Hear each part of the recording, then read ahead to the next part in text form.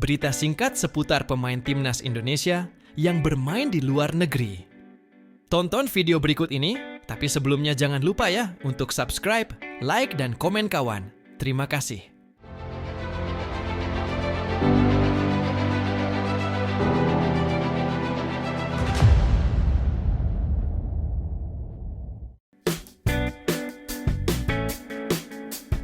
Berita pertama datang dari Italia. Udinese kini tengah dirumorkan sedang mengejar jasa Jay Itzes. Bek andalan timnas Indonesia ini juga diwartakan telah menjadi rebutan beberapa klub Eropa.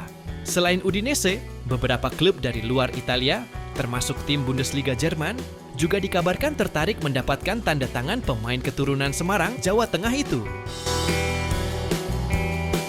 Namun, pemain yang telah mencatatkan 9 caps dan 1 gol untuk timnas Indonesia itu disebut masih ingin fokus memperkuat Venezia dan belum memberikan pernyataan terkait spekulasi transfer tersebut.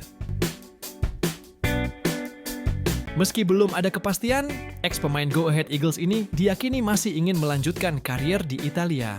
Sebelumnya, Juventus sempat membujuk Venezia untuk melepas Itzes. Namun, harga yang dipatok Venezia, yaitu sekitar 20 juta euro, membuat Juventus berpikir ulang untuk melanjutkan negosiasi. Selain Juventus, Bologna dan Torino juga tertarik untuk merekrutnya. Bahkan, Bologna telah mengirimkan direktur teknik mereka untuk memantau langsung performa Bang J.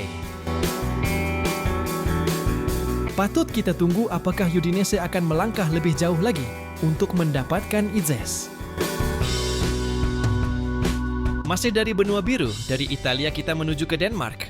Dikabarkan PSSI akan segera pantau cedera yang dialami oleh pemain bertahan FC Copenhagen, Kevin Dix, selepas menghadapi Chelsea. Diharapkan, pemain berusia 28 tahun itu tidak mengalami cedera yang sangat serius. Kevin Dix mengalami cedera saat FC Copenhagen melawan Chelsea pada leg pertama babak 16 besar UEFA Conference League di Stadion Parken, Copenhagen, Jumat, 7 Maret 2025. Dalam laga itu, Kevin Dix bermain sejak menit pertama. Kevin Dix mengalami cedera setelah mencoba melakukan pelanggaran kepada pemain Chelsea, Trevoh Chalobah, pada menit ke-77. Pemain timnas Indonesia itu terlihat salah tumpuan di kaki kanannya. Engkel Kevin Dix terlihat tertekuk usai mencoba mentekel Trevoh Chalobah. Hingga akhirnya, ia tidak bisa melanjutkan pertandingan. Kevin Dix ditarik keluar dan digantikan oleh Munashe Garananga pada menit ke-79. Dan Kevin Dix pun terlihat sangat kesakitan usai kaki kanannya mengalami cedera. Pada laga tersebut, akhirnya FC Copenhagen kalah 1-2 dari Chelsea. Kedua tim ini akan kembali bertemu pada leg kedua UEFA Conference League di Stadion Stamford Bridge, London, Jumat, 16 Maret 2025. Ketua Badan Tim Nasional, Sumarji, mengakui bahwa ia belum mendapatkan laporan update terbaru cedera Kevin Dix. Tentu saja Sumarji ingin Kevin Dix bisa segera sembuh dan masih akan terus memantau situasinya. Pihak FC Copenhagen belum juga mengabarkan situasi terbaru cedera Kevin Dix. Hanya saja Kevin Dix sudah menyampaikan bahwa cederanya itu tidak terlalu parah. Kendati demikian, Kevin Dix belum tahu bisa membela timnas Indonesia atau tidak melawan Australia dan Bahrain.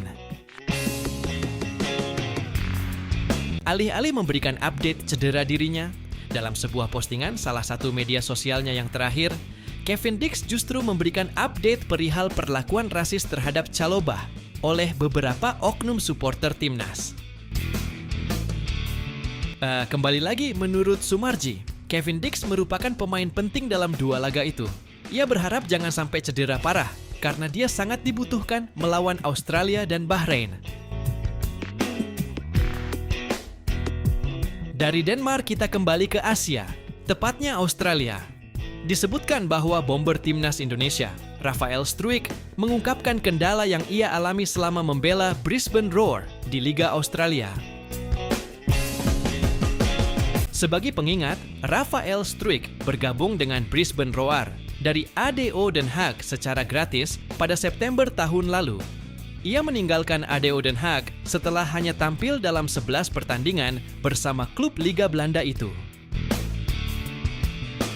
Minimnya menit bermain di Belanda membuat pemain berusia 21 tahun itu memutuskan hijrah ke Australia. Harapannya, pemilik 22 caps bersama timnas Indonesia ini bisa mendapat lebih banyak menit bermain. Ketika saya datang ke sini, rencananya pertama-tama adalah untuk bermain lebih banyak, kata Rafael. Kemudian, terus mengembangkan diri saya ingin bermain lebih banyak game di sini, tentu saja, tambahnya. Namun, kenyataan yang terjadi justru tidak sesuai dengan harapan pemain kelahiran Leidschendam itu. Sejak bergabung, Rafael baru mencatatkan 9 penampilan dari 21 pertandingan di Liga Australia. Selain itu, Rafael lebih banyak tampil sebagai pemain pengganti dibandingkan menjadi starter. Alhasil, ia baru mencatatkan waktu bermain selama 236 menit dalam 9 pertandingan tersebut.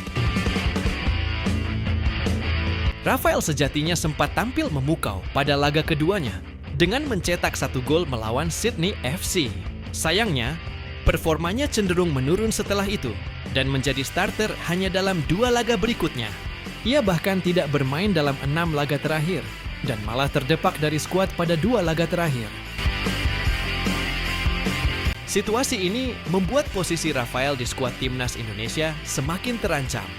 Terlebih pelatih Patrick Kluivert mengaku tidak akan memanggil pemain yang tidak bermain di klub. Selain itu, kehadiran pemain baru seperti Ole Romeni membuat Rafael harus bekerja lebih keras. Lantas, apa yang membuat pemain berpostur 185 cm itu kesulitan mendapat tempat di Brisbane Roar? Terkait hal ini, Rafael belak-belakan menyebut cuaca di Australia menjadi salah satu kendala bagi dirinya. Ia mengaku sering berlatih di bawah cuaca panas selama bermain di negeri kanguru. Di samping itu, kompetisi Liga Australia juga menuntut para pemain memiliki kondisi fisik yang bagus. Bagi saya bagus untuk jujur. Di sini saya memikirkan lebih banyak fisik daripada di Liga Belanda. Meski kesulitan mendapat menit bermain, Rafael mengaku belum berpikir untuk pindah ke klub lain. Namun, ia juga tidak menutup kemungkinan untuk kembali bermain di Eropa di masa mendatang. Belum benar-benar memikirkannya, kata Rafael. Saya hanya fokus di sini, dan untuk kembali ke Eropa, tentu saja peluang itu tetap ada, jadi kita lihat saja nanti, tambah Struijk dikutip dari kanal YouTube Om Rob West.